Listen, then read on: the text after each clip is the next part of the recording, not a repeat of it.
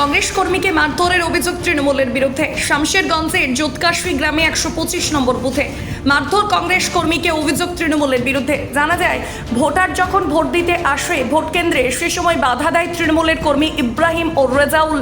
তাদের কথা না শোনায় গণপিটুনি পিটায় মইদুল নামক ব্যক্তিকে। পা ভেঙে দেওয়ার অভিযোগ ওঠে তৃণমূল কর্মী ইব্রাহিম রেজালের বিরুদ্ধে। গুরুতর আহত মইদুলকে পুলিশ উদ্ধার করে তাকে প্রথমত অনুপনগর প্রাথমিক স্বাস্থ্য কেন্দ্রে নিয়ে যাওয়া হয়। শারীরিক অবনতি হয় তাকে জঙ্গিপুর রেফার করা হয়। 125 নম্বর বুথে জানা যায়, গত রাত্রে ভোটারদেরকে বাড়ি বাড়ি গিয়ে ভয় দেখিয়ে আসে জোৎকাশি গ্রামের শামীম মেম্বার আশরাফ, রাজু, জাহির, জাকির। একাধিক তৃণমূল নেতৃত্ব ভোট না দিতে যাওয়ার জন্য অবশেষে জানতে পারে পুলিশ বাড়ি বাড়ি গিয়ে ভোটারদের নিয়ে এসে ভোট কেন্দ্রে পৌঁছে দেন পুলিশ। পুরো এলাকায় পুলিশ ও কেন্দ্র বাহিনীতে মুড়ে ফেলা হয়েছে। আমার একটা পরিবারকে বাড়ি হনে বের হতে দেয় না। ইব্রাহিম রেজাউল বাড়িতে থেট দিয়ে আসছে ওরা ভয়ে বার হতে পারে না। পুলিশ এসে আপনা ওরাকে সাথে করে করে আইনা ভোট দিয়ে লিয়ে গেছে।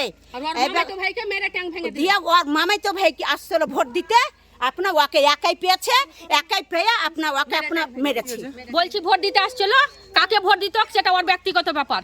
ও ভোট দিতে আসছিল, রেজাউল লাঠি লিয়ে ইব্রাহিমের ভাই একবারে ফেলে ঠাঠালছে, এখানে ফেলে বলছি নিজের ভোট কাকে দিবে না দিবে, ওরা কেন বাধা দিবে? কোন দলের লোক বাধা দিচ্ছে? টিএমসি বাধা দিচ্ছে।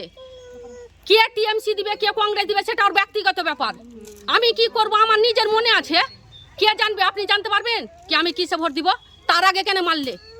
ওকে বলছে ভোট দিতে যেতে দেবো না, ওকে বলছে ভোট দিতে যাবো না। ওরই ফুফাতো ভাইয়ের বাড়িতে গ্রামে বাড়ি চেপে বাধা দিব বলছে, তালা ঝুলিয়ে দেবো বলছে। আমরাকে বাড়ি থেকে বের হতে দেয়নি সকাল থেকে।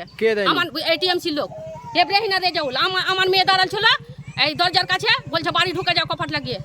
ও কি করবে? বাড়ি না ঢুকলে মারবে। এখন কি ভোট দিয়েছেন? না, ভোট এখনো দেওয়া হয়নি।